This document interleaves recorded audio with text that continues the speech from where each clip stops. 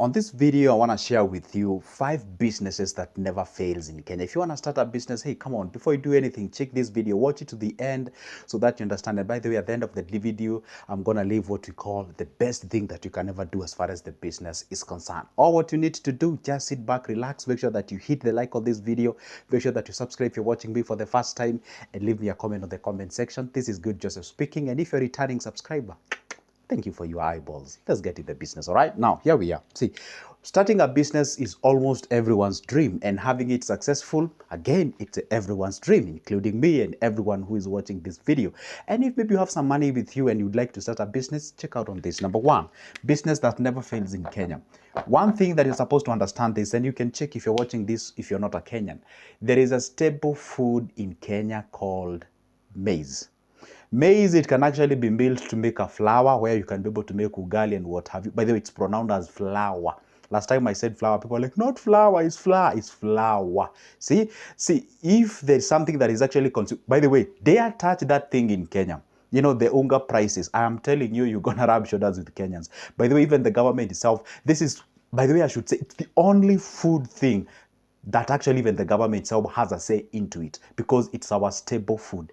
And the moment you realize that something is actually needed by all, not even almost everyone, it's everyone, then it's actually, you can get yourself into that business. What do I mean? You can set yourself a portion mill where you're actually processing your maize, and you can be able to package that flour and you can sell it to people. You can actually not amass that you start a portion mill. You can actually go ahead and start what we call, you know, like a wholesaling, that kind of a thing, and what have you. And if you're starting a cereal, make sure that you do not lack what you call the flour. Go to any typical cereal in Kenya, you will never lack that thing, maize flour. What is it? Simply that corn or maize, whatever you guys you call it, you mill it. Once you mill it, you get that flour to make ugali. It's like a fufu in Nigeria, or like a fufu in West Africa. Yeah, that's like, and if you go to likes of the Zimbabwe and Zambia and Malawi, they call it nsima and whatever. That's the thing. If you go to Uganda, they call it posho. If you go to Tanzania, they call it sima. All right? That's the thing that I'm talking about. If you can start a business that is actually what we call maize related. Maize related.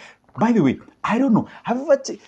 this thing is like they have a blessing in Kenya. But if you start something called charcoal business, maize related, or maybe pottery, or, you know, we call chicken here kuku. If you start those kind of businesses, they kind of have a thing. Go check about most of the wealthy people, including our president, had a hand into the poultry farming and what. Well, that's what he tells us. Anyway, you cannot authenticate anyway. But the point is, this thing is like has a blessings. Most of the guys whom I relate to, they say, hey, you know what, Joseph, I was selling maize and what have you. And personally, even myself, I've ever sold maize, but not in a large scale, just when I was just growing up here and there. You know, I've started some many things and something of sort. So maize related business, dated on cereal form and what have you. It's an amazing area that you can actually get started on, and you can make something. So go check it out, all right? And this is an array of things that you can be able to start, okay?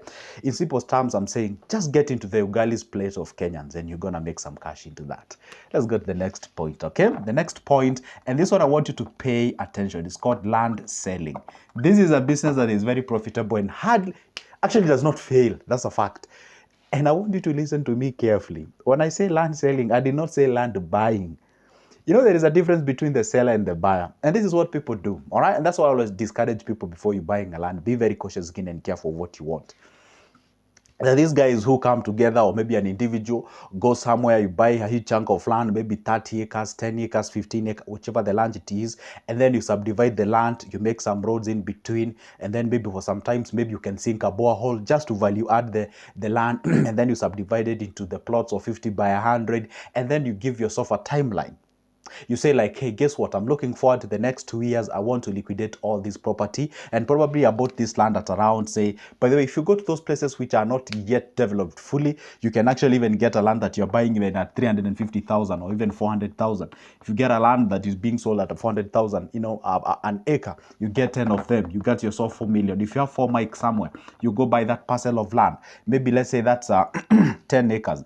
10 acres, you subdivide this by chunks of 50 by 100. 50 by 100 average in an acre gives you 8 of them, because you're gonna come up with like you know, roads and in between, and then a perimeter fence and what have you. Let's say like four plots or 5, you know, goes to quote unquote wastes, so that you can value add the others. So then that means that you, instead of 80, you have like 70 of them or 75 of them, and then you decide, hey, guess what, these 70 of them, I'm gonna sell them at around 150,000 per plot, or maybe I can decide to sell it at 200, very affordable price. And most of the Kenyans, if you resonate at 200,000 Kenyan shilling a piece of land, then at the end of the day you can be able to go ahead and be able to do some business. For example, let's say you bought this land at around 4 million, and then this 4 million, you actually add like 2 million on top. Maybe one car, bring some water there, or maybe sink a borehole if possible, or maybe do some perimeter wall. Some of them don't even do perimeter wall. Just make some roads there and what have you, funny gate somewhere, and just to value add the property. And then after that, you subdivide the plot and subdivide the land. You sell it at approximately of 200,000. You can just imagine if you have 75 of them, you're selling at 200. You can just imagine how much 200,000. Can you imagine how much you'll fetch out? And then you say, I'm gonna sell this land within a period of 2 years. You're in business. And if you don't even get a buyer, at the end of the day, the piece of land is actually appreciating in price. So this business does not fail. And where most of the Kenyans don't even get the correct thing, and this is why I always tell them, be very careful. Between you who is buying, the one who is selling, the one who is selling is the one who is investing, actually not you. Because for you say, hey, I'm going to buy it at 200 randomly in a very random place. And then you're like, one day I can sell it. Your one day does not have a timeline. Your one day is not approximated, be like, hey, I'm going to sell this land in 2 years' time. It's going to fetch me a double of the amount that I'm buying. So in that case regard, you're not even investing. But the one who is buying that piece of property and saying, guess what? In a period of certain years, then that is the one who is investing. This is actually a business. It's an investment wrapped up in a media of business. So if you can get yourself into this business, it's quite amazing thing that you can be able to do and be able to earn some properties and make some money as you move along. All right, let's get in the business number 3. The business number 3 is none other than having what we call the real estate. And I know you saw this coming, the real estate, okay? The real estate business, basically this is you getting into the land buying and also coming up with structures. By the way, I don't know whether you know this. There are several types of real estate. You can get the rental, you can get the commercial, you can get whereby you can actually decide to buy a piece of land, you build yourself some rentals, and then you can be the landlord or the landlady, and then you're collecting your rents, and then you're making some cash out of the thing. And then, or you can be, hey, I'm gonna buy some lands and I'm gonna go ahead, invite investors on my land, and then from there you can be able to buy the land, build, and then later you can resell it. In that case regard, then it means simply you're getting yourself into a business that is quite very good and elegant. By the way, check it out there. This is that investment that almost everyone who becomes wealthy on earth, they tend to get themselves into, because there's one thing that you're supposed to know, that population increases, the land size does not increase, remains constant. So therefore, it's a property that's actually appreciating price each and every time. But be very careful before you get yourself into the real estate. Why? Because this is a capital intensive investment. What does it mean? It simply means that it needs huge capital to get yourself into the thing. And I always tell people there is a shortcut way of doing this. You can get started on the rates first before you go to the real estate thing. All right. You can invest in the companies that are investing this real estate. You get the shares of that given company. Then later you can be able to go yourself and do invest in these particular areas. So those are just but examples of the areas where you can be able to get into the real estate. Real estate in Kenya is actually doing good. I would say we have several countries in Africa that are doing good in terms of the real estate. We have Kenya, we have South Africa. I talk of Nigeria, talk of Northern Africans, likes of the Egypt, Morocco, and what have you. Talk about also Ghana is also doing good in terms of the real estate, and some Zambia, and also Namibia, and Botswana, and what have you, they're doing good. But others are catching up. I'm not saying they don't do good, they're doing good, but they're catching up as far as the development is concerned of the real estate. So it's an area that you can check it out. And also in Kenya, what I can tell you is that in Kenya, it's really popping out. Go to a place called Eastleigh and you see how many numbers of skyscrapers are popping up from all over the place. Go to Kilimani, Kileleshwa, go to those places if you're interested in buying properties. Go to some places like Westlands, go to Nakuru, go to Kisumu, go to Mombasa and some places, and you realize that it's actually doing amazing. Are we yet there? No, we are not yet there. Have you actually, sort of achieved all the, what you call the accommodation security in Kenya? We have not achieved that. So it's an area that you can get yourself into and you can move along and be able to be a beneficiary of that opportunity. Allow me to go to the fourth one, okay? The fourth Fourth one is none other than having what we call anything to do with what we call healthcare related business. Healthcare related business. And by the way, this one does not only work in Kenya, probably all over the place. It actually works. Healthcare is that thing that everyone needs it. You know, I mean, seriously, I mean, you need to be healthy, you need to be okay, you need to assure that yourself that, hey, everything is okay as far as your health is concerned. And when I say healthcare related business here, you can generate a lot of ideas. If you're certified, you can start some, clinics, you can start some dispensaries, you can start some hospitals. If you have the cash, if you have the investors, you can actually start some, it's a lot of things you can have. You can even start the chiropracticism kind of a thing and all those kind of things, okay?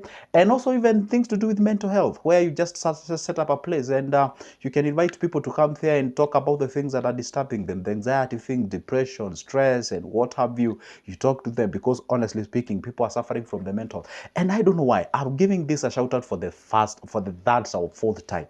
If you can have somebody who, just the way I talk like about finances, if you can have somebody who is talking about the mental health in a simplistic way, you stand to gain a lot of money in this country.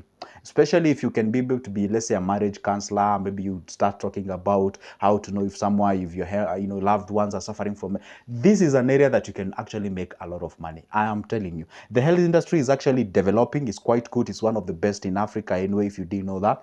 And I'm telling you, have you actually met the goal? Not yet. We are still working the best as we can. But if you can get yourself into this, the problem that you're having nowadays in the healthcare, not only in Kenya but globally, is no longer healthcare. It's actually a health industry, where people are actually so much oriented to making money. And there's nothing wrong with making money anyway. I also love money, and I know you also love the money. But prioritizing that, see, back then used to be a healthcare.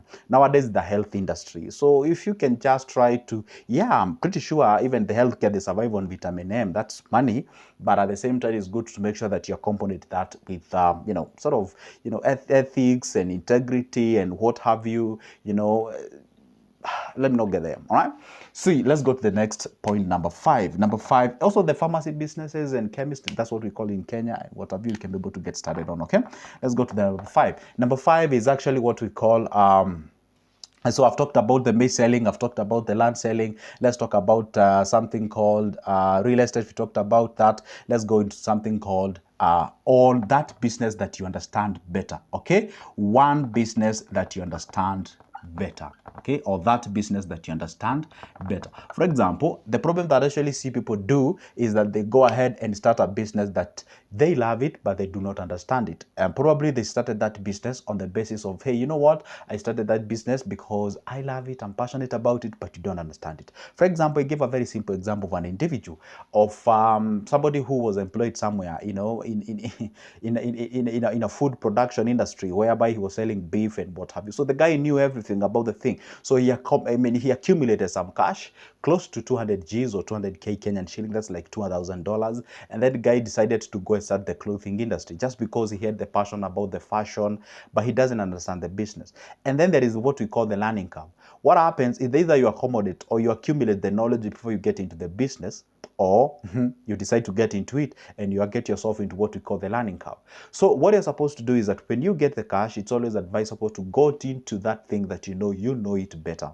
For example, if this guy can get into that industry where he understands it better, then it means this individual can actually you can actually go ahead and do what? Start an investment that can actually resonate with you and you understand it better. All right. And the last one, that the point number 6, you can actually get started on what we call energy related business. Energy related business in Kenya, hardly these businesses fail. Why? Because it's an area we're still short of energy we need. When I say energy, cooking ways, some sort of fueling our car in terms of the gas refilling and what have you. Those are areas that you can actually go ahead and do something and make some cash at the end of the day. So go check it out, those 6 businesses that I've shared with you, and do something about it. Anyway, this is Good Joseph. And by the way, if you'd like to have a touch with me in terms of communication, my number is always on the description of this specific video. My email is there if you want to do business. For now, it's a goodbye and see you in the next one. Don't forget to leave me a comment on the comment section, shoot me an email, and make sure that you like the video and share it out if you're in a position to. See you there.